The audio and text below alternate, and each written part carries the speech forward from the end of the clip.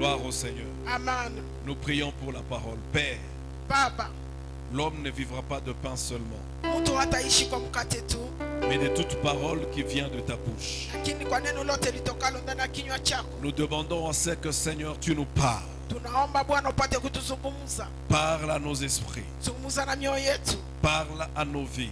zungumza na maisha yetu. Tu envoyas ta parole Kalituma neno lako et ta parole a guéri ton peuple. na neno lako likaponya taifa lako. Seigneur, Bwana ifanye, viens nous guérir kuja utuponye et viens guérir ton église. na ukuje kuponya kanisa lako Au nom de Jésus. kwa jina la Yesu Kristo.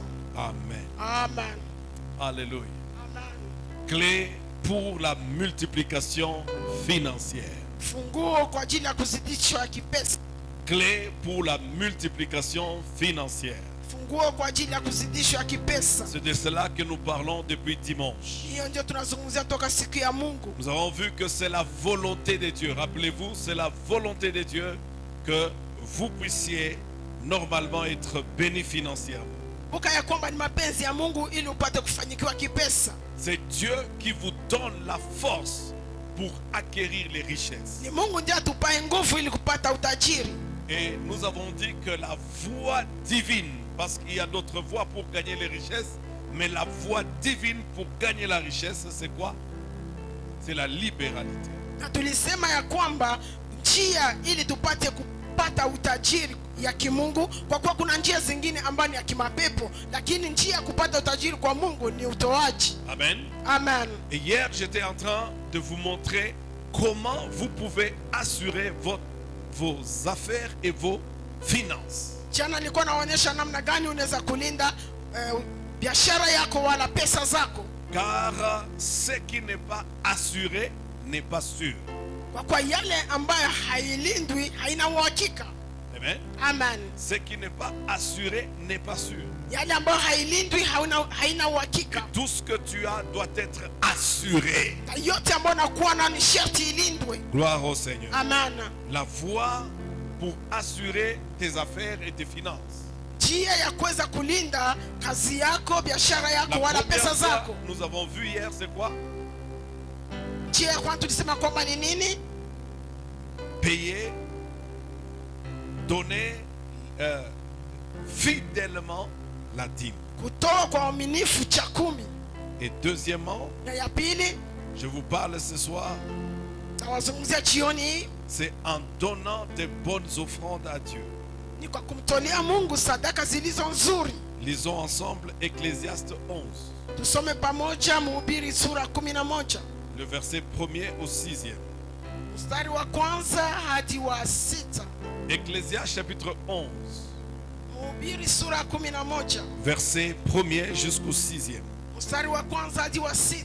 La Bible dit, jette ton pain sur la face des eaux, Tupa chakula chako usoni pa maji, car avec les temps tu le retrouveras. maana utakiona baada ya siku nyingi. Amen. Amen. Donne-en une part aux 7 et même à 8. Gawie sehemu watu 7 hata 8, Car tu ne sais pas quel malheur peut t'arriver sur la terre. maana hujui baa gani litakalo kuwa juu ya nchi. Quand les nuages sont pleins de pluie, Mawingu yakiwa yamejaa mvua, ils la répandent sur la terre. yataimiminwa juu ya nchi. Et si un arbre tombe au midi ou au nord, Na mti ukianguka ukielekea kusini au kaskazini, il reste à la place où il est tombé. pangukapo ule mti, papo utalala. Celui qui observe le vent Mwenye kuangalia upepo ne semera point. hata panda, Et celui qui regarde les nuages naye atazamaye mawingu ne moissonnera point. hatavuna. Comme tu ne sais pas quel est le chemin du vent, Kama vile wewe usipojua njia ya upepo ni ipi, ni comment se forment les os dans le ventre de la femme enceinte, wala jinsi mifupa ikiwavyo tumboni mwake mjamzito, tu ne sais pas non plus l'œuvre de Dieu qui fait tout. Alléluia. kadhalika hujui kazi ya Mungu afanyaye mambo yote. Dès le matin sème, asubuhi panda mbegu zako, Sème ta sémence et le soir ne laisse pas reposer ta main. wala jioni usizuie mkono wako, Car tu ne sais point ce qui réussira. kwa maana wewe hujui ni zipi zitakazofanyikiwa, Ceci ou cela, kama ni hii wala hii, ou si l'un ou l'autre sont également bons. Amen. au kama zote zitafaa sawasawa. Amen, Amen. amen. Reprenons nos places de miracle et que Dieu vous bénisse. Tukae kwa nafasi yetu ya miujiza na Mungu atubariki. Alléluia. Amen. Comment tu peux assurer tes affaires? Namna gani unaweza linda biashara yako? Comment tu peux assurer tes finances? Namna gani unaweza kulinda pesa zako? Tout ce que tu gagnes Yote ambayo unapata a besoin d'une assurance. inakuwa na haja ya ulinzi. Alléluia. Amen, Alléluia. amen. Je ne vous entends pas. Siwasikii. Votre amen n'arrive pas ici. Amina yenu haifiki mahali hapa. Alléluia. Amen. Je disais, tout ce que tu gagnes Nilikuwa nasema yote unaoipata a besoin d'une assurance, ina haja ya ulinzi, a besoin d'être assuré. ina haja ya kulindwa. Ton mariage a besoin d'être assuré. Ndoa yako ina haja ya kulindwa. Tes affaires ont besoin d'être assurées. Biashara yako ina haja ya kulindwa. Tout ce que tu gagnes Yote ambayo unapata a besoin d'être assuré. ina haja ya kulindwa. Et je t'ai montré hier la première voie. Na jana nilikuonesha njia ya kwanza C'est en donnant régulièrement et fidèlement tes dîmes. ni kwa kutoa kwa uaminifu cha kumi yako. Et la deuxième voie, Na njia ya pili c'est en donnant à Dieu des bonnes offrandes. ni kwa kumtolea Mungu sadaka zilizo nzuri, Des bonnes offrandes. sadaka nzuri. Alléluia. Amen. Pourquoi donner à Dieu des bonnes offrandes? Kwa nini kumtolea Mungu sadaka nzuri? L'offrande Sadaka est une sémence puissante ni mbegu iliyo na uwezo qui favorise votre prospérité. ambayo inaruhusu mafanikio yako, Elle favorise votre guérison. inaruhusu uponyaji wako, Elle favorise votre délivrance inaruhusu ufungulivu wako et votre succès. na kufanyikiwa yako. Je répète, Narudilia, l'offrande sadaka est une sémence puissante ni mbegu iliyo na uwezo qui favorise ambayo inaruhusu votre prospérité. kufanyikiwa yako, Elle favorise inaruhusu votre guérison, uponyaji wako, votre délivrance ufungulivu wako, et même votre succès. hata kufanyikiwa yako. Le premier pas Hatua ya kwanza dans la sécurité financière, katika ulinzi wa kipesa c'est lorsque vous donnez fidèlement votre dîme. ni wakati unapotoa kwa uaminifu cha kumi Mais yako. je vous ai dit hier, ce n'est que le début. Lakini jana niwaambie, hii ni mwanzo tu. La dîme et cette plateforme, c'est comme une assiette Cha kumi ni kama vile sahani qui permet à ce que Dieu te verse votre bénédiction. ambayo inaruhusu ya kwamba Mungu apate kutia baraka zako Mais pale. quand c'est beaucoup Lakini wakati inakuwa mingi sur une assiette, juu ya sahani il moja, faut protéger. inabidi kulinda. L'offrande Sadaka permet d'entourer ce que Dieu vous donne. inaruhusu kuweza kuzunguka kulinda ile ambayo Mungu anakupatia. La dîme Cha kumi soutient ce que Dieu vous donne. inategemeza ile ambayo Mungu anakupatia, Et l'offrande na sadaka protège ce que Dieu vous donne. inalinda ile ambayo Mungu anakupatia. Je répète, Narudilia, la dîme cha kumi soutient.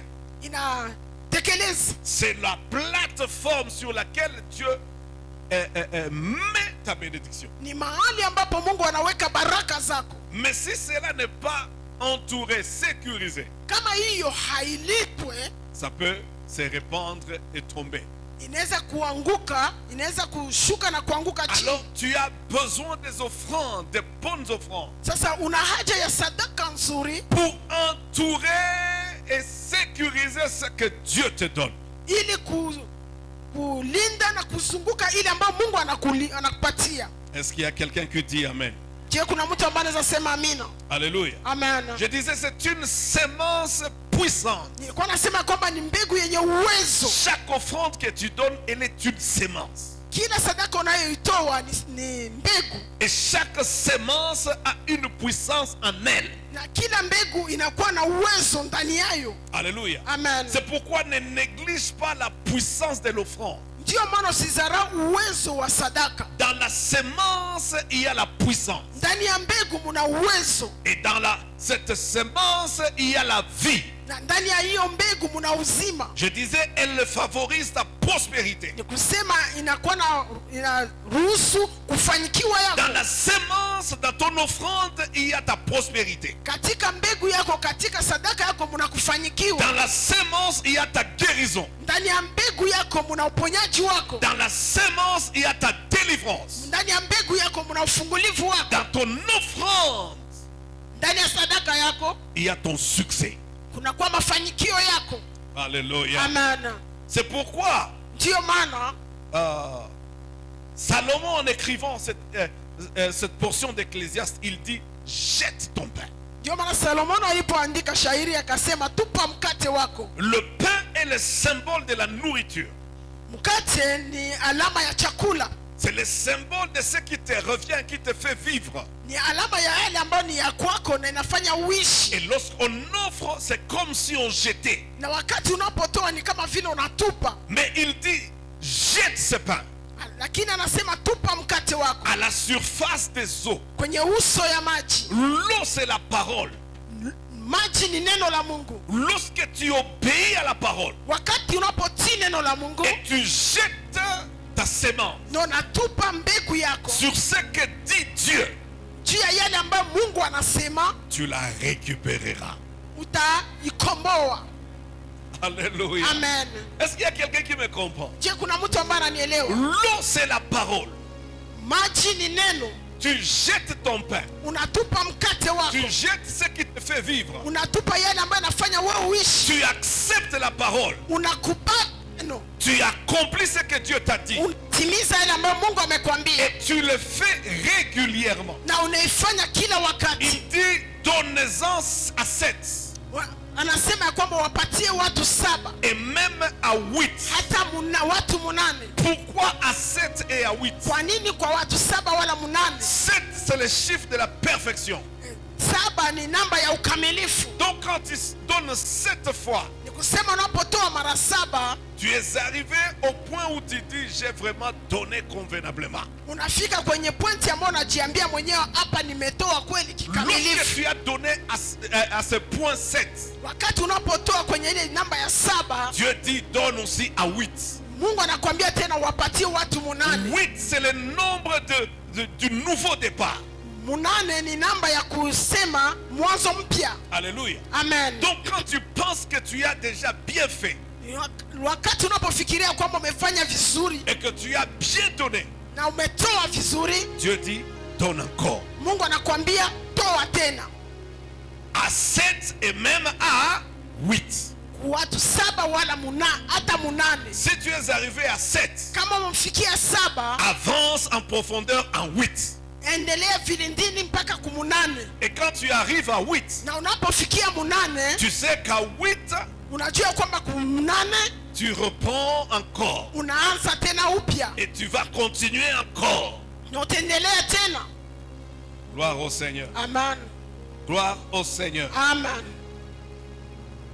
Lorsque tu sèmes Wakati unapopanda ou que tu donnes ta sémence, ton offrande, au unatoa sadaka zako, ton offrande qui est donnée sadaka yako ambayo umetoa n'est pas perdue. haipotei.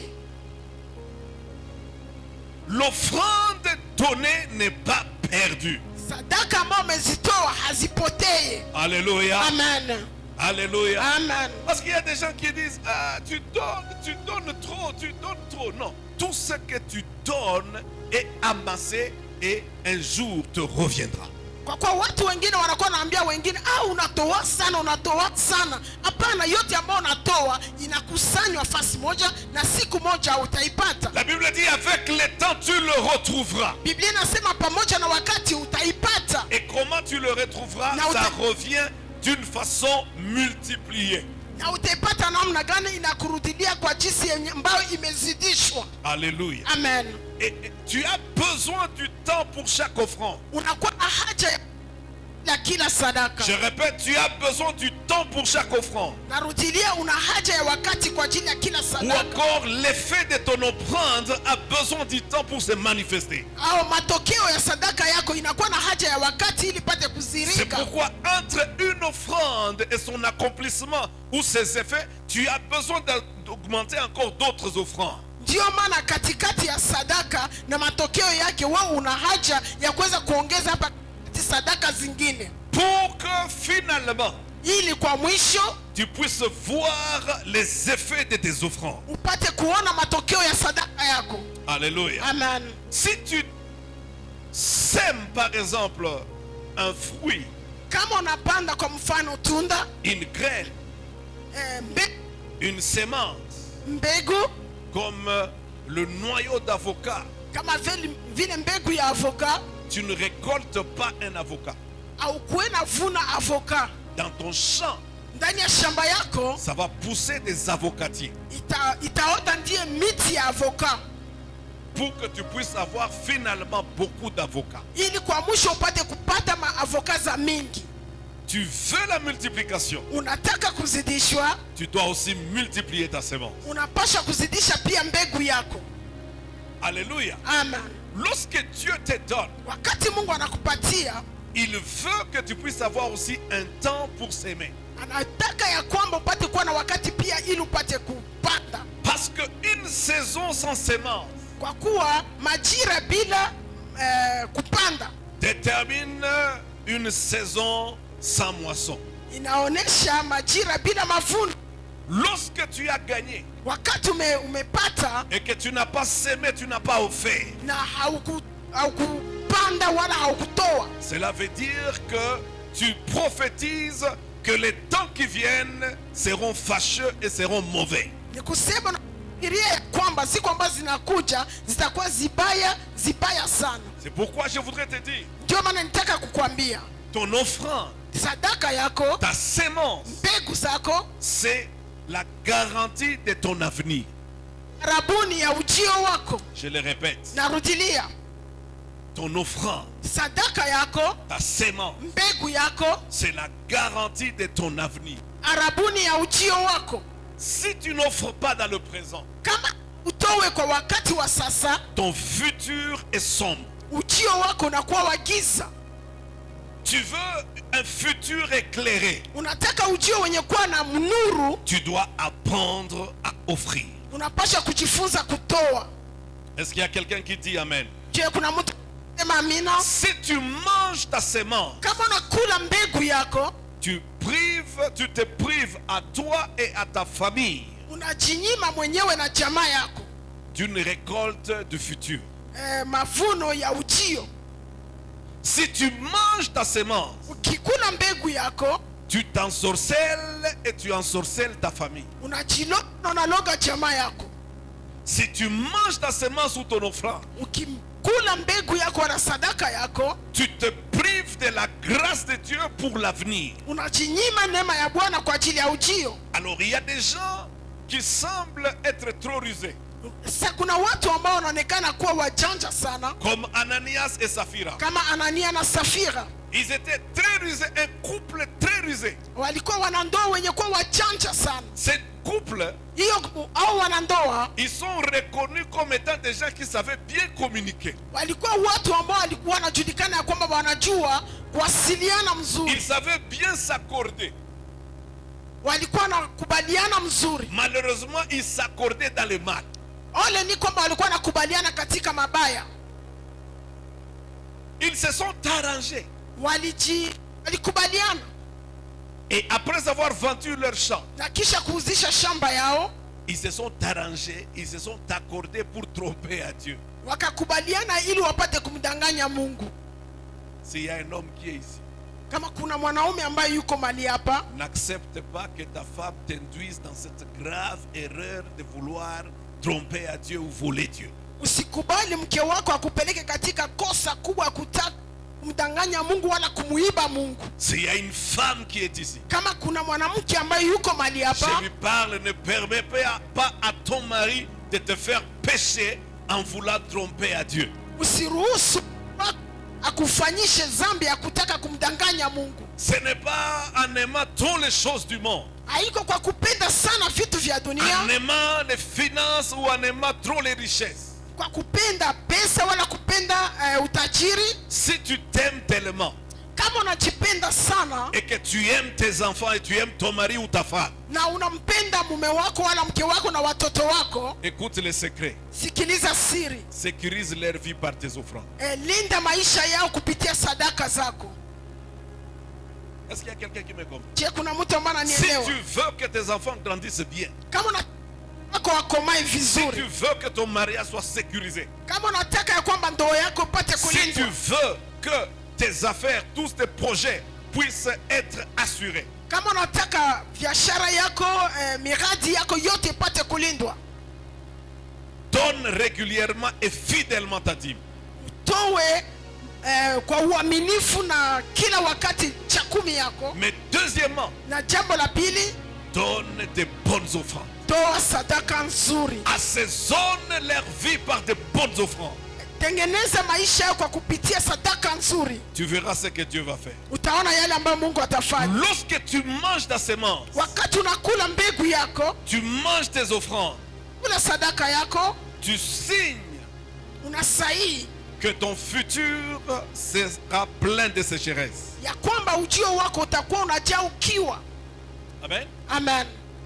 Pour que la pluie tombe, Ili mvua ipate kunyesha, il faut qu'il y ait des nuages. inabidi kuwe mawingu. Or, les nuages Ijapokuwa mawingu ne viennent que de la terre. inatokea hapa duniani, Il faut que l'eau inabidi maji soit réchauffée, ipate puisse monter, s'évaporer, ipate panda juu et alors puisse se condenser. na ipate kufungana. Vous avez appris ça en géographie. Mulijifunza katika Et geografia. après un temps, Na kisha wakati fulani, ces eaux qui se sont amassées, ile maji ambayo ilifungana huko juu, le nuage qui se sont amassés, ile mawingu ambayo ilifungana vont commencer à tomber sur la terre en Ita- forme de pluie. itaanza kuanguka duniani hali ya mvua. S'il n'y a pas de nuages qui y ont été formés, Kama hakuna mawingu ambayo imefanyika, il n'y a pas de pluie. hakuna mvua.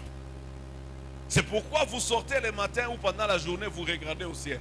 Ndio unatoka busubuhi unaangalia mbinguni Et vous dites, aujourd'hui, il n'y aura pas de pluie. na unajiambia leo hakutakuwa mvua. Vous êtes capable de discerner s'il y aura la pluie ou s'il n'y en aura pas. Unakuwa na uwezo wa kuweza kupambanua ya kwamba kutakuwa mvua wala hakutakuwa mvua. Mais vous n'êtes pas capable de discerner si Dieu va faire descendre sur vous la pluie de bénédiction ou vous n'en aurez pas. Lakini hauna uwezo wa kuweza kupambanua kama Mungu atakunyeshea mvua ya baraka wala kama haitakuwa. Si vous ne semez pas, Kama wewe haupande, si vous n'offrez pas, kama hautoe, vous ne fabriquez pas de nuages de bénédiction pour vous. hauko na tengeneza mawingu ya baraka kwa ajili yako. Et si vous ne fabriquez pas de nuages de bénédiction, Na kama wewe hautengeneze mawingu ya baraka, c'est que vous n'aurez aucune bénédiction dans votre vie. ni kusema hautabarikiwa hata ndani ya Parce que maisha. Dieu dit, il fera tomber la bénédiction comme la pluie. Kwa kuwa Mungu anasema atanyesha baraka kama vile mvua. Pour que la pluie tombe, il faut qu'il y ait des nuages. Ili mvua ipate kunyesha inabidi kuwe mawingu. Alors, je te demande, Sasa mimi nakuomba, quel est ton nuage?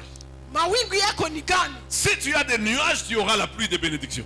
Kama uko na mawingu utakuwa na mvua ya baraka. Si tu n'as pas de nuages, Kama hauna mawingu tu n'as pas de pluie. hauna mvua. Si tu veux plus de pluie, Kama unataka mvua mingi il faut plus de nuages. inabidi kuwe mawingu mingi.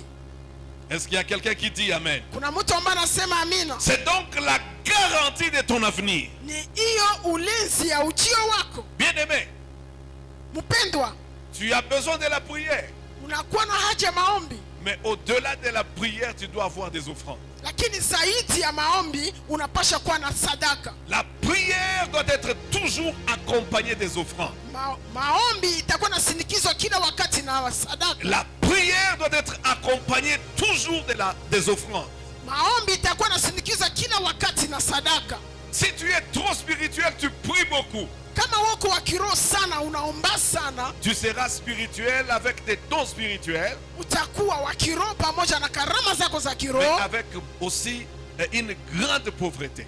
pia na umaskini mkubwa. La prière te permettra d'être spirituel et parler à langue. Maombi itakuruhusu kuwa mtu wa kiroho, utanena sana kwa lugha. Mais ce qui libérera ta poche, Lakini ile ambayo itafungua mfuko wako c'est quand aussi tu commences à offrir.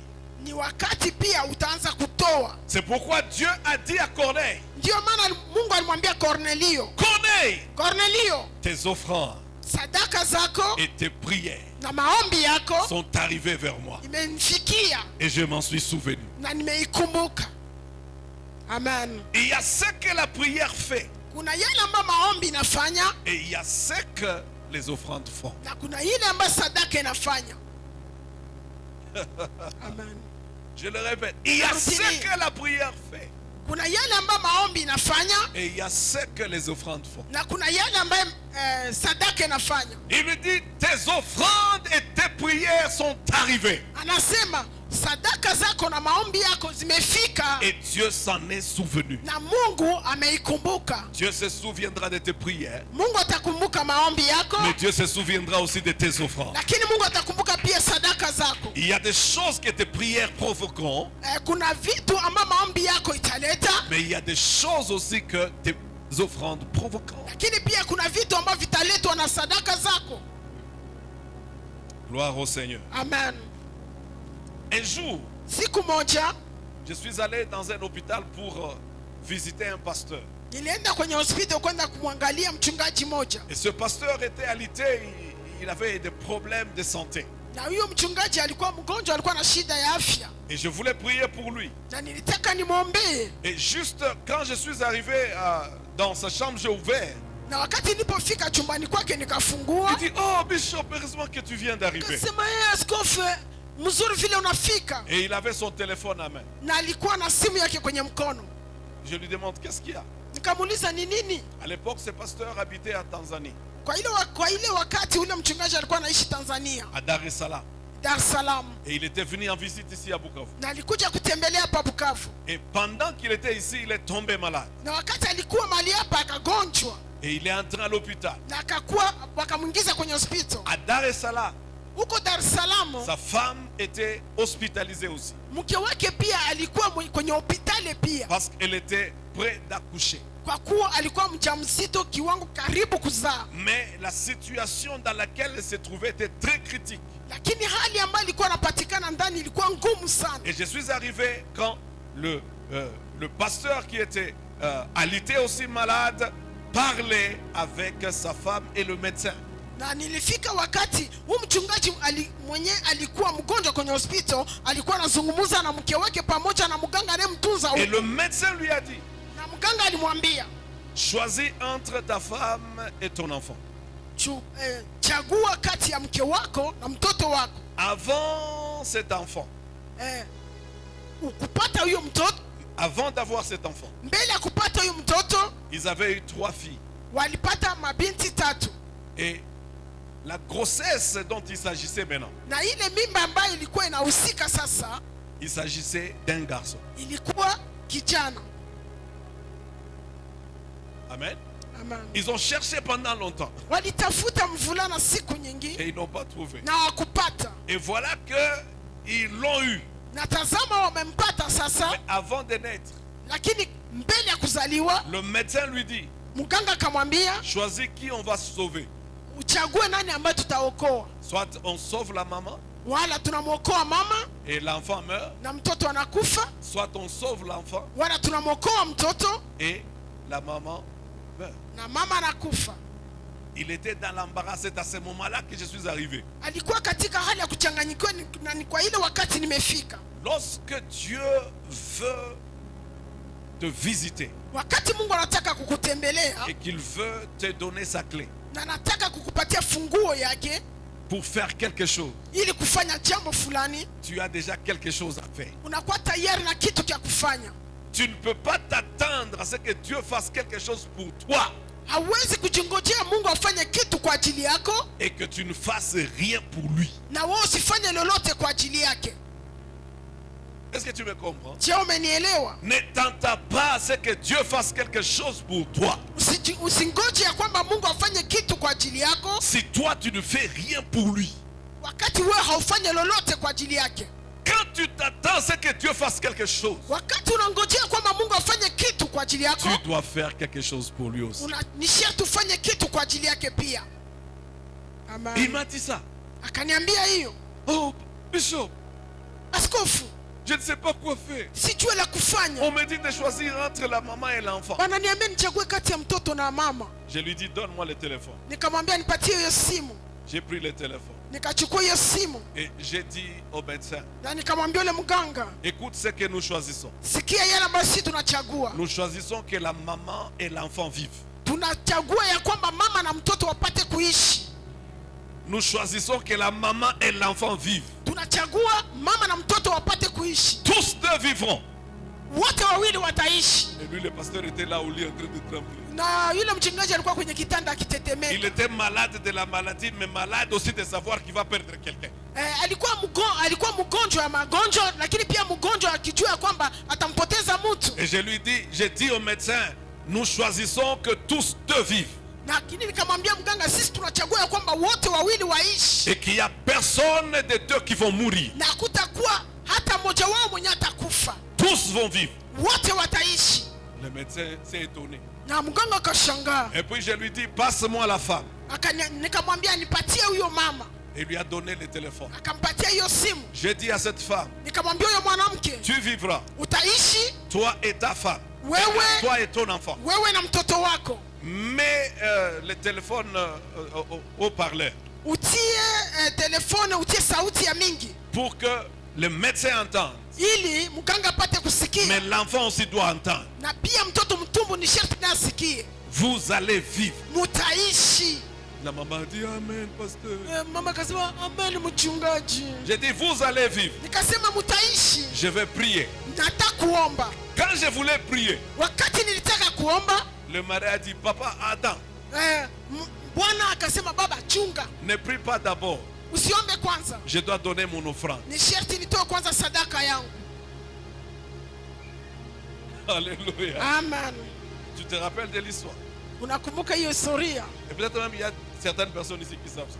Ala, kuna watu wamoja mahali hapa ambao wanajua hiyo Et historia. il a donné son offrande. Na akatoa sadaka yake, Il a donné l'argent. alitoa pesa Et il a dit à son petit frère qui était là, na akamwambia mloko wake mwanaume ambaye alikuwa pale, j'ai telle veste que j'ai amenée. na kuwa na hiyo vest ambayo ile koti ambayo nimeleta, Ce costume-là, ile koti donnez ça au bishop. umpatie askofu. Alléluia. Amen. Et puis alors, il a dit, vous pouvez prier. Na mwisho baada hapo akasema unaweza omba sasa. J'ai commencé à prier. Nikaanza kuomba. Mais pendant que je priais aussi, j'étais en train de réfléchir. Na wakati nilikuwa naomba pia nilikuwa nafikiri, Maintenant qu'il a donné son offrande, sasa hivi ametoa sadaka zake, je vais aller avec cette offrande ou je n'irai pas avec. nitaenda na hizi sadaka wala sitenda nazo. Bon, si cet enfant ou cette maman meurt, Kama huyu mama wala huyu mtoto banakufa, je vais lui remettre l'offrande ou je ne remettrai pas. ndarudisha sadaka wala sitarudisha. Alors, j'ai commencé à parler avec Dieu. Hapo hapo nikaanza kuzungumza na Mungu. Cette femme doit vivre. Huyu mwanamke ni sharti aishi, Cet enfant doit vivre. na huyu mtoto ni sharti aishi. Sinon, ça n'ira pas. Bila ile habitaendeka. Alléluia. Amen. Et le soir, Na jioni, parce que quand on a terminé à prier, na wakati tulipomaliza kuomba, il m'a dit, va avec le téléphone. akaniambia uende pamoja na ile simu. C'est toi qui viendras me dire la nouvelle. Ni wewe ndio utakia kunipatia habari. Sawa. Alléluia. Amen. Et je suis parti. Na nikaenda Maintenant avec la veste, l'argent, l'offrande et aussi quoi? pamoja na koti, pamoja na pesa za sadaka, pia pamoja na simu. Et là j'étais en train de dire à Dieu, bon, on fait quoi? On amène quelle nouvelle? Sasa hapo nilikuwa niko namwambia Mungu, tutafanya nini? Tutapeleka habari gani? Alléluia. Amen. Et Dieu a fait des merveilles. Na Mungu akatenda makubwa. La nuit, la femme a mis au monde. Usiku ule mke akazala. Et j'ai vu seulement un appel. na nikaona tu wanaita. Quand j'ai reçu l'appel, Wakati nilipopokea hiyo appel, c'est la femme qui disait, oh papa, ni mwanamke ndiye alikuwa anasema, oh baba, que Dieu soit loué. Mungu asifiwe. Ton Dieu a fait des merveilles. Mungu wako amefanya makubwa. Je viens d'accoucher mon bébé, de mon bébé. Nimezaa mtoto wangu. Et nous sommes tous bien portants. Na sote tuko wazima. Nous avons béni le Seigneur. Tulimuhimidi Bwana. Et puis quand je suis parti voir le monsieur, le pasteur, Na wakati nilipoenda kumtizama ule mchungaji, il dit, quand il m'a vu seulement, wakati niliona toka, Bishop, c'est comment? askofu biko aye? Je lui dis, ça va. Nikamwambia vinaendeka. Tout va bien. Vyote viko sawa. Ta femme vit Mke wako ni mzima. et ton enfant vit. Na mtoto wako ni mzima. Ton offrande, Sadaka yako c'est ta sécurité. ni ulinzi wako. Haleluya. Celui qui ne veut pas offrir à Dieu, Yule ambaye hataki kumtolea Mungu, il ne sait pas ce qu'il se prive. hajui nini kuna jinyima.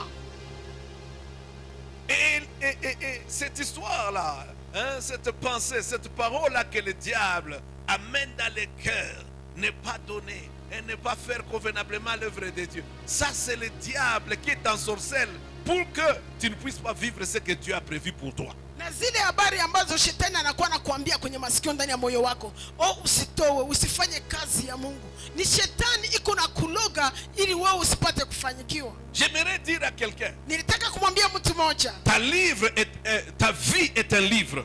maisha yako ni kitabu. Ta vie est un livre. Maisha yako ni kitabu. C'est un livre qui est déjà écrit. Ni kitabu ambacho tayari kimeandikwa. Dans le psaume 139, la Bible nous le dit. Katika Zaburi 139 Biblia inatuambia, Ta destinée, ujio wako elle est déjà prévue par Dieu. imekwisha kuandaliwa na Mungu. Psaume 139, verset 12. Zaburi 139 mstari wa 12. Et suivant, il dit, je te loue éternel de ce que je suis une créature si merveilleuse. Nasema ya kwamba nakushukuru Bwana kwa kuwa mimi ni kiumbe kizuri sana. Alléluia. Amen. Et lorsque j'étais encore, je paraphrase, lorsque j'étais encore formé dans le ventre de ma mère, de ma mère, Na wakati nilikuwa niko natengenezwa katika tumbo la mama yangu, informe, nilikuwa sina umbo, tu connaissais tout le nombre de mes jours. ulijua tayari siku zote za maisha yangu. Et tous étaient écrits dans ton livre. Na yote zote zilikuwa zimeandikwa ndani ya kitabu chako. Tu es un livre dans les livres de Dieu. Wewe ni kitabu ndani ya kitabu cha Mungu. Tu ne comprends pas. Dieu a beaucoup de livres. Mungu ana vitabu vingi. Parmi ces livres, Miongoni ya vile vitabu, tu es aussi un livre dans les livres de Dieu. wewe pia ni kitabu ndani ya kitabu cha Mungu. Ta vie est déjà écrite. Maisha yako tayari imeandikwa. Ta destinée est déjà écrite. Ujio wako tayari umeandikwa. Mais pour sécuriser cela, Lakini ili ipate kulindwa, tu dois donner de bonnes offrandes à Dieu. unapasha kumtolea Mungu sadaka nzuri. C'est pourquoi tu dois offrir pour tes enfants. Ndio maana unapasha kutoa kwa ajili ya watoto wako. Tu dois offrir pour toi-même. Unapasha kutoa kwa ajili yako wewe Tu mwenyewe. dois offrir pour tes projets. Unapasha kutoa kwa ajili ya miradi Tu yako. dois offrir et offrir encore. Unapasha kutoa tena. Parce que tu es un livre. Dans un livre, il y a plusieurs pages. Kwa kuwa wewe ni kitabu, na katika kitabu kuna mapaje Et mengi, pour chaque page, tu dois la sécuriser. na kila mahali pa kitabu yako ni sharti upalinde. La Bible dit dans Ecclésiaste, tu ne sais pas quel malheur peut t'arriver sur la terre. Biblia inasema katika Mhubiri, kwa kuwa haujui ole gani inaweza kutokea duniani. Pour chaque malheur qui peut arriver, tu as besoin de la sécurité, de l'assurance pour cela. Kwa ajili ya kila ole ambayo inaweza kutokea, una haja ya ulinzi kwa ajili ya hiyo. Pour ton mariage, pour ton voyage, tu as besoin de la sécurité. Kwa ajili ya ndoa yetu, kwa ajili ya safari zetu, una haja ya ulinzi. Pour chaque voyage, tu as besoin de la sécurité. Kwa ajili ya kila safari una haja ya Pour ulinzi. chaque projet, tu as besoin de la sécurité ou de l'assurance. Kwa ajili ya kila mradi una haja ya ulinzi. Regarde, il y a l'assurance maladie. Kunakuwa na ulinzi ule ya magonjwa, Même normalement, hata kawaida.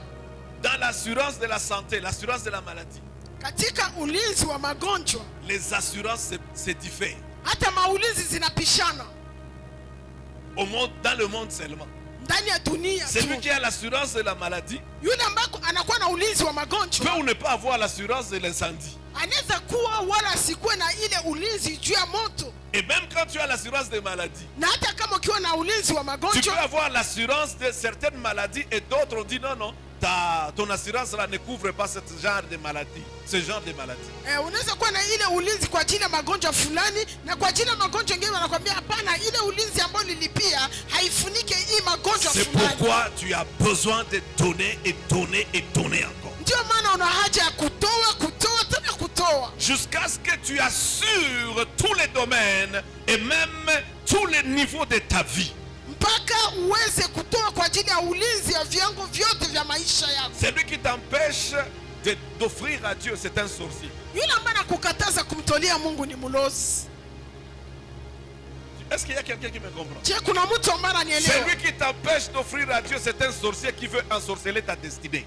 Yule ambaye anakukataza wewe kumtolea Mungu ni mlozi ambaye anatafuta kuloga ujio wako. Si tu t'aimes tellement, Kama unajipenda sana, tu dois offrir à Dieu. ni sharti umtolee Mungu. Si tu aimes tellement ta femme, Kama unampenda mke wako sana, tu dois offrir pour elle. unapasha kumtolea Mungu sadaka kwa ajili yake. Si tu aimes tellement tes enfants, Kama unawapenda watoto wako sana, tu dois offrir pour tes enfants. unapasha kutoa kwa ajili ya watoto wako. Si tu aimes tellement la maison que tu veux construire, Kama unapenda sana nyumba ambayo unataka kuijenga, tu dois offrir avant de commencer à construire. unapasha kutoa kabla hujaanza kujenga. Tu dois offrir pendant la construction. Unapasha kutoa wakati uko Tu unajenga. dois offrir même à la fin de la construction. Unapasha kutoa hata wakati utakapomaliza Et avant ujenzi. d'entrer dans la maison, tu dois offrir. Na mbele ya kuingia ndani ya nyumba ni sharti utoe. Et pendant que tu es là-bas, continue à offrir. Na unapokuwa ndani ya nyumba endelea kutoa. Parce que tu ne sais pas quel malheur peut venir sur la terre. Kwa kuwa haujui ole gani inaweza tokea duniani. Alléluia. Amen. Ton offrande Sadaka yako combattra pour toi itakugombania au moment de la faiblesse. wakati wako wa udhaifu. Oh, est-ce qu'il y a quelqu'un qui peut dire ça? Ton offrande Sadaka yako combattra pour toi itakugombania au moment de ta faiblesse. wakati wa udhaifu wako, Quand tu ne peux rien faire, wakati hauwezi lolote, quand tu es dans l'incapacité, wakati unajishindwa, ton offrande sadaka yako peut combattre et même plaider pour toi. inaweza kukugombania wala kutetea. Alléluia. Amen. Dorcas, Tabitha, Dorika elle allait mourir. alipasha akufe Et elle était même morte. na alikufa hata. Donc arrivé à la mort, on ne prie plus. Kufikia kifo hakuna tena mwenye anaombaka. Quand on meurt, c'est fini. Wakati mtu anakufa basi vinaishia pale. Alléluia. Amen. Mais pendant qu'elle était morte, Lakini wakati yeye alikuwa tayari mauti, son offrande, ses offrandes ont suscité l'intercession pour elle. sadaka zake zikaleta maombezi kwa ajili yake, Jusqu'à ce que Pierre est parti la ressusciter. mpaka Petro alienda kumfufua. Amen. Amen. Cet homme, le centenier, Huyu mtu akida il a envoyé les gens pour aller appeler Jésus, guérir son serviteur. aliwatuma watu wende kumwita Yesu ili akuje kumponya mtumishi wake. Mais le centenier dit, je ne suis pas digne. Lakini huyu akida akasema mimi sistahili. Quand il dit, je ne suis pas digne, Wakati anasema mimi sistahili, ses offrandes ont dit, il mérite ça. sadaka zake zikasema anastahili. Les gens ont dit au Seigneur, Watu wakamwambia Bwana, il mérite que tu lui accordes ça.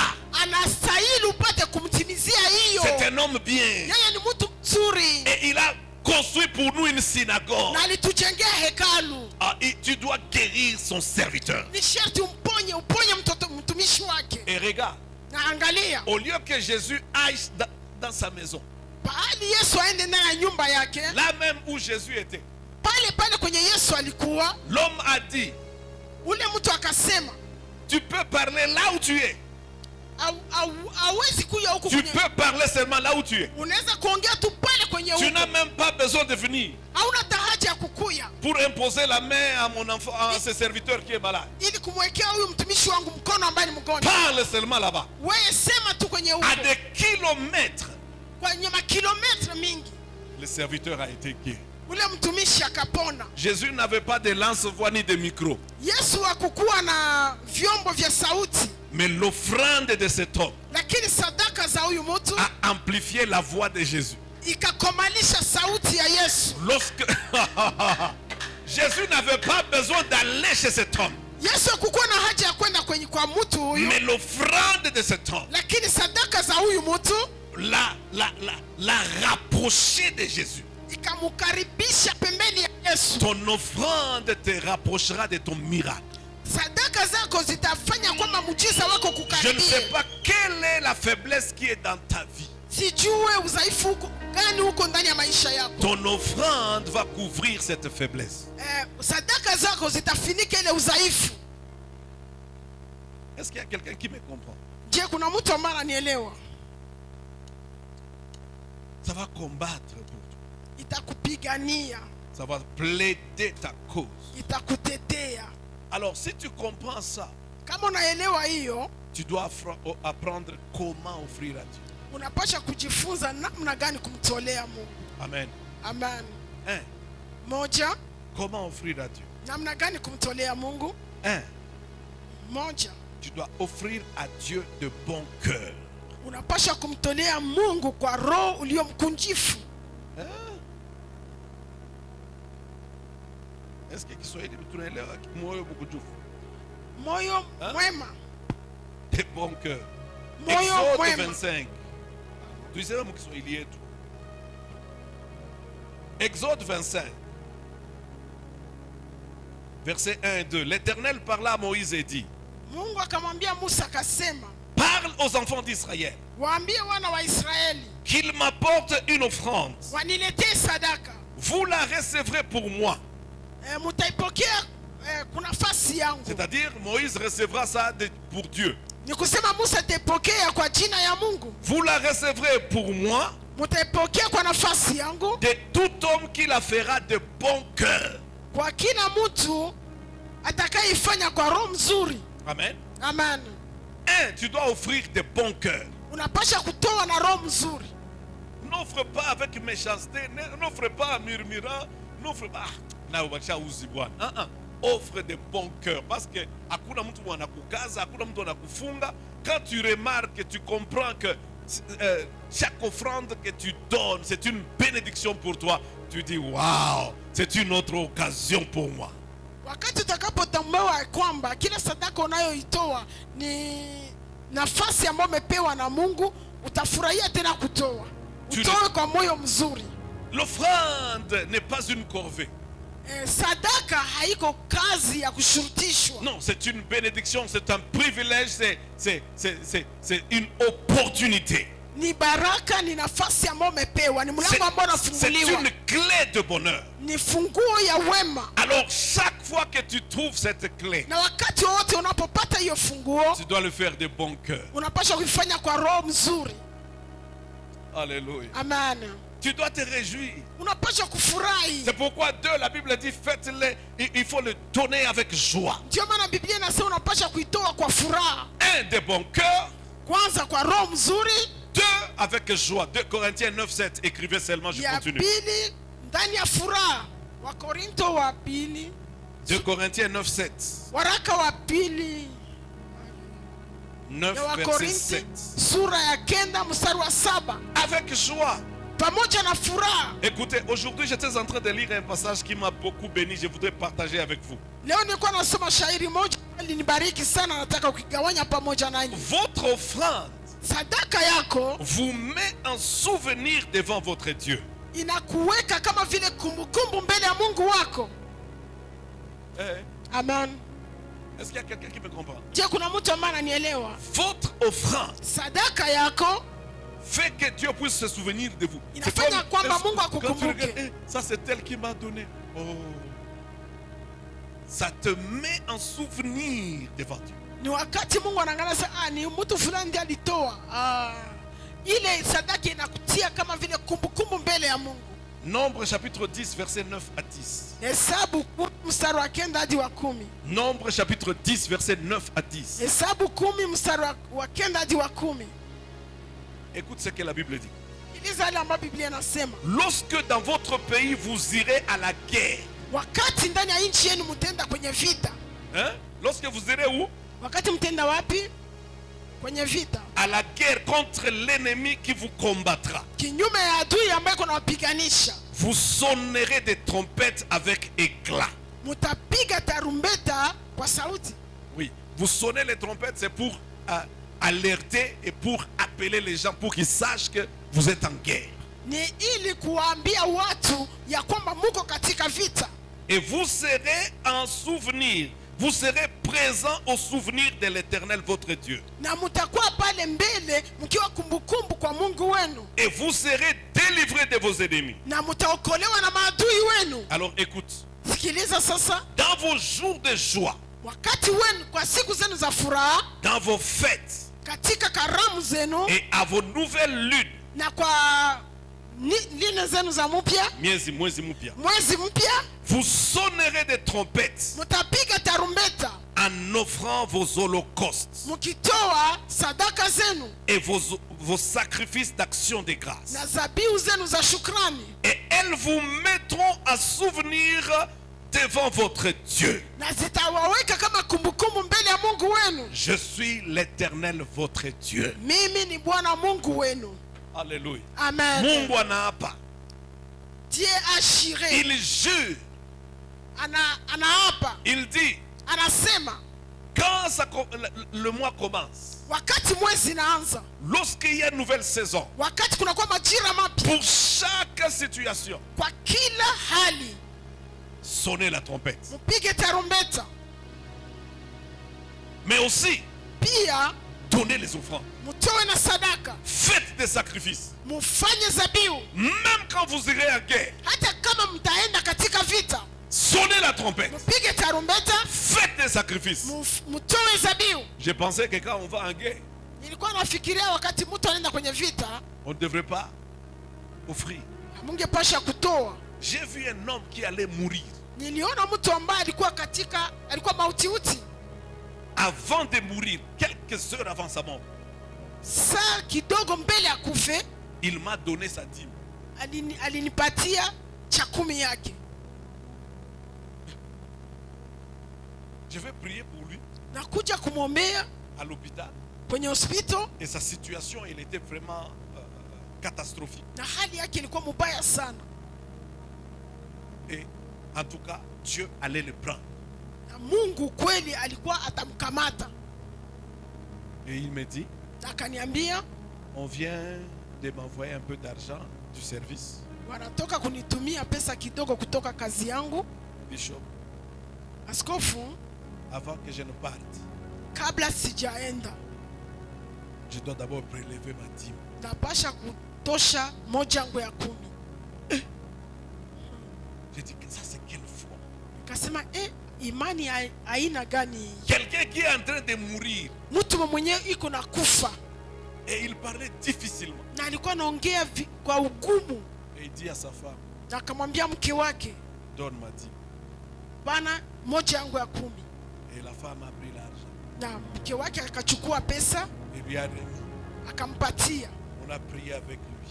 tukaomba pamoja naye, Et quelque temps il est parti. na kisha saa kidogo akakufa. Là où est ton trésor, Mahali ambapo kunakuwa hazina yako, c'est là où sera ton cœur. na huko ndio kutakuwa pia moyo wako. On ne peut pas dire non, parce que je suis malade, je ne vais pas donner. Tu vas donner. Hauwezi kusema juu vile niko mgonjwa sitatoa. Ni sherti utoe. Oh non, bon, tu vois, il y a des problèmes, on doit payer le loyer. Paye le loyer, mais donne aussi à Dieu. Tuko na shida, ni tutalipa nyumba, lipa nyumba, lakini pia utatoa sadaka. Amen. Si les gens vont en guerre Kama watu wanaenda kwenye vita et ils peuvent donner, na wanaweza kutoa, maintenant toi, sasa weye imagine quelqu'un va en guerre, un soldat qui va en guerre. fikiria mwanajeshi mwenye kwenda katika vita, Mais on lui dit, dans le solde que tu as, enlève d'abord, donne. lakini wanamwambia katika ile mshahara ulipata, toa kwanza cha 10. Oh, Dieu est un homme, il va comprendre. Mungu ni mtu, ataelewa. Il va comprendre si tu entres dans les sphères de Dieu. Ataelewa kama wewe unaingia katika ile kanuni ya Mungu. Si tu entres dans la pensée de Dieu. kama utaingia katika mawazo ya et tu Mungu pratiques ce qu'est la parole de Dieu, na unaweka kwenye matendo ile ambayo neno la Mungu linasema, Dieu va intervenir pour toi. Mungu atajitokeza kwa ajili yako. Il n'y a pas une situation qui peut t'empêcher de donner à Dieu. Hakuna hali ambayo inaweza kuzuia wewe usimtolee Mungu. Regarde cet enfant Angalia huyo mtoto qui avait 5 pains et 2 poissons. ambaye alikuwa na mikate 5 na samaki 2. Ils étaient dans un lieu désertique. Walikuwa mahali pa jangwa. Et je suppose que ça, en principe, ça pouvait aider quand même cet enfant à vivre et à manger quelques jours. Et après, je ne sais pas s'il aura la force de rentrer chez lui. Na mimi nafikiria kwamba hiyo mikate na samaki ingemsaidia mtoto kuishi muda siku fulani, baada ya hapo basi vingine vitokee. Et il y a plus de 5000 personnes. Na kuna kwa zaidi ya 5,000 ya Parce watu. qu'on a compté seulement les hommes à 5000. Kwa kuwa waliwahesabu tu wanaume walikuwa 5,000. Et tous n'avaient pas de quoi manger. Na wote hawakuwa na chakula. Mais on trouve un peu de pain chez un petit enfant. Lakini wanapata mkate kidogo kwa mtoto mdogo. Jésus dit Yesu akasema, à ses apôtres, akawaambia wa mtume wake, donnez à ces gens à manger. muwapatie hao watu chakula. Les gens disent, mais où est-ce qu'on va trouver? Nao wakasema tutaitosha wapi? Il n'y a qu'un enfant Kuko tu mtoto mdogo hapa qui a quelques pains et ses poissons. anakuwa na mikate kidogo na samaki Je bwake. pense qu'il avait dit à sa maman, je vais suivre Jésus. Nikiwaza alimwambia mama yake, mimi nataka nifuate Yesu, Je vais écouter la parole. nataka nisikie neno. La maman lui a dit, c'est Jésus là, il parle trop. Na mama akamwambia, ule Yesu anasema sana. Il peut faire même toute une journée, 2 jours sans arrêter. Anaweza kufanya hata siku mzima wala siku 2 bila kukoma. Alors prends ta réserve, ta Sasa collation. uchukue chakula yako. Cet enfant est parti avec les pains et les poissons. Ce n'était pas pour vendre. Ule mtoto akaenda na ile mikate na samaki kukua ya kuuzisha, C'était pour lui. ilikuwa kwa ajili yake. Et ils ont fait 3 jours. Na walifanya siku 3. Imagine. Fikiria. Et après cela, Na kisha hapo on lui demande si on doit avoir des miracles. Donne-nous ce pain qu'on donne à tout le monde. D'abord, les 5 pains, est-ce que ça peut nourrir tout le monde? fikiria, eske mikate 5 inaweza kuwalisha watu wote? Logiquement, on allait seulement dire, laissez cet enfant qu'il mange son pain et ses poissons et qu'il rentre chez lui à la maison. Kawaida wangeliweza kusema tu mwache yule mtoto akule mkate yake na samaki yake kisha arudie kwao. Mais on prend le pain de l'enfant. Lakini wakachukua mkate ya mtoto. Ah, Jésus, tu n'as pas pitié de cet enfant vraiment? Yesu, hauna hata huruma ya mtoto Si kweli? Dieu doit avoir pitié de toi, Kama Mungu anaweza kusikilia wewe huruma, tu dois lui donner ce que tu as. unapaswa kumpatia ile ambayo uko nayo. Oh, est-ce qu'il y a quelqu'un qui me comprend? Je, kuna mtu ambaye Si tu ananielewa? veux que Dieu ait pitié de toi, Kama unataka Mungu akuhurumie, donne-lui ce que tu as. mpatie yenye uko nayo. Ah. Et on a amené ça à Jésus. Na wakamletea nayo Yesu. Et quand Jésus a vu, il s'est réjoui. Na wakati Yesu alipoiona akafurahi. Et il a fait quoi? Na akafanya nini? Il a rendu grâce. Akashukuru. Merci Père. Asante Baba. Je sais que tu m'écoutes. Najua ya kwamba unanisikiaka. Merci pour ce pain. Asante kwa ajili ya mkate huu. Parce que quand tu ne donnes pas, il n'y a pas d'action de grâce. Kwa kuwa wakati wewe hautoa hakuna shukrani. Amen. Amen. Il n'y a pas de réjouissance. Hakuna furaha. Mais quand tu donnes, il y a la réjouissance. Lakini unapotoa kuna furaha. Il a dit merci Père. Akasema asante Baba. Et puis il a remis le pain. Kisha akawarudishia mkate. C'était le même pain. Ilikuwa ile mkate. Ou le même nombre.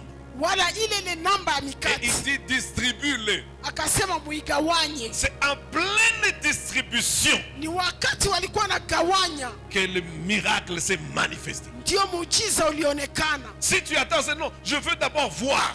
Lakini wewe ukisema mimi napenda kwanza nione, Je donnerai quand je verrai. nitatoa wakati nitaona, Tu ne verras jamais. hautaona. Tu veux voir. Unataka kuona, Commence à donner à Dieu. uanze kumtolea Mungu Et tu verras. na utaona. Nous parlons de la multiplication. Tunazungumzia juu ya La kuzidishwa. multiplication est possible. Kuzidishwa inawezekana. Donne. Toa Et tu verras comment ça va se multiplier. na utaona namna gani itazidishwa. La Bible dit, Biblia inasema le pain se sont multipliés. mikate ikazidishwa, Les poissons se sont multipliés. samaki zikazidishwa, On a nourri tout le monde. wakalisha watu wote. Et c'est resté 12 corbeilles de pain et de poissons. na kukabaki vitunga 12 vya samaki na mkate. Logiquement, Kawaida, après que tout le monde soit rassasié, kisha kila mtu kushiba, les 12 pains, les 12 corbeilles ile vitunga 12 de pain et de poissons ya mikate na samaki reviendront à Pierre, vitakuwa vya Petro, à Jacques. ya Yakobo. Ça reviendra à qui? Itakuwa ya nani? À cet enfant. Ya ule mtoto. Alléluia. Amen. Est-ce qu'on peut acclamer pour cela? Je, tunaweza kushangilia kwa ajili ya hiyo. Et l'enfant, quand il est revenu, Na mtoto wakati aliporudi, est-ce qu'il peut transporter 12 paniers? je, anaweza kubeba vitunga 12 mwenyewe? Il aura des gens Atakuwa na watu qui vont transporter cela ambao watamubebea, pour lui. watabeba kwa ajili Et on yake va amener ça chez lui. na wataipeleka kwabo, Et papa et maman vont s'étonner na baba na mama watashangaa de voir un petit enfant kuona mtoto mdogo avec 12 ou 30 personnes, pamoja na watu 12 au 13 avec des paniers de pain et de poissons, na vitunga vya mikate na samaki qui amènent chez eux à la maison. ambayo wanavipeleka kwabo Et kunyumba. directement, Na hapo parce qu'ils ne peuvent pas aussi manger tout ça, kwa kuwa hauwezi kula ile yote, ils ouvrent une boutique wanafungula duka où ils vendent le pain et le poisson. ambamo wanauzisha ndani mikate na samaki. Oh, est-ce qu'on peut acclamer pour ce Je, petit? tunaweza kushangilia kwa ajili ya huyo mtoto. Il y a un miracle de multiplication. Kuna muujiza ya kuzidishwa, Et ce que tu fais pour Dieu, na yale ambayo unafaa kwa ajili ya tu ne Mungu sais pas comment tu vas le récolter. haujui namna gani utaivuna. Amen. Amen. Cet enfant est devenu une grande bénédiction. Ule mtoto akafanyika kuwa baraka kubwa, Non pas pour les 5000 personnes, plus de 5000 personnes. hapana kwa ajili ya wale zaidi ya watu 5,000, Même aussi pour sa famille. hata kwa ajili ya jamaa Il lake. leur a donné un capital. Akawapatia mutai Et ils ont commencé à prospérer. na wakaanza kusitawi. Je proclame que tu prospéreras. Natangaza kwamba utasitawi. C'est pourquoi donne à Dieu Ndiyo maana mtolee Mungu de bon cœur, kwa moyo mzuri, avec joie. pamoja na furaha. Amen. Amen. Quel que soit le temps dans lequel tu te retrouves, Haijalishi wakati ambao unapitia, donne à Dieu aussi avec honneur. mtolee pia Mungu na heshima. Avec quoi? Avec honneur. Na heshima C'est-à-dire, ni kusema donne à Dieu mpatie Mungu comme tu lui donnais réellement. Ne donne pas comme si tu jetais à la poubelle comme à n'importe qui. Donne à Dieu avec honneur. umtolee Mungu kwa kweli, usitoe kama vile uko natupia siwe nani wala nani. Mtolee Mungu na heshima, Ce qui a de la valeur, yale ambayo ni ya thamani, ce qui te coûte. yale ambayo unagharamia. Ne donne pas à Dieu ce qui n'a pas d'importance, ce qui n'a pas de valeur. Usimpatie Mungu yale ambayo haina thamani. 2 Samuel 24, 24. Samueli 2 Samuel chapitre 24 Samueli wa pili sura 24 et le verset 24. na mstari wa 24, David dit, Daudi anasema, je ne donnerai pas à Dieu ce qui ne me coûte pas. sitampatia Mungu yale ambayo sikugharamia. Tu vas chez un gouverneur, Unaenda kumtafuta liwali, tu sais ce que tu peux lui donner. unajua nini unaweza kumpatia, Et Dieu est plus qu'un gouverneur. na Mungu ni zaidi ya liwali. Dans Malachie 1, Malaki 1 verset 5 mstari wa 5 et suivant, na kuendelea, Dieu dit, Mungu anasema, prends tes 500 francs, kamata ile 500 francs yako, prends tes 1000 francs kamata ile 1000 francs yako que tu aimes me donner, ambao unapenda kunipatia, va les donner au gouverneur. uende uipatie liwali wako. Tu peux faire ça. Unaweza kufanya hiyo. Si tu ne peux pas le faire, Kama huwezi kuifanya, pourquoi est-ce qu'à Dieu tu donnes 200 francs? kwa nini Mungu anampatia 200 francs? Mais aux hommes, Lakini kwa wanadamu, bwana, iko na ndoa bwana, on ne sait jamais, il faut na mimi nimshegule, juu usiku mwingine naye atanishegula. Aha. ilaya Mais tu mariage, oublies que mwenye anashegulaka kushinda watu yote ni nani?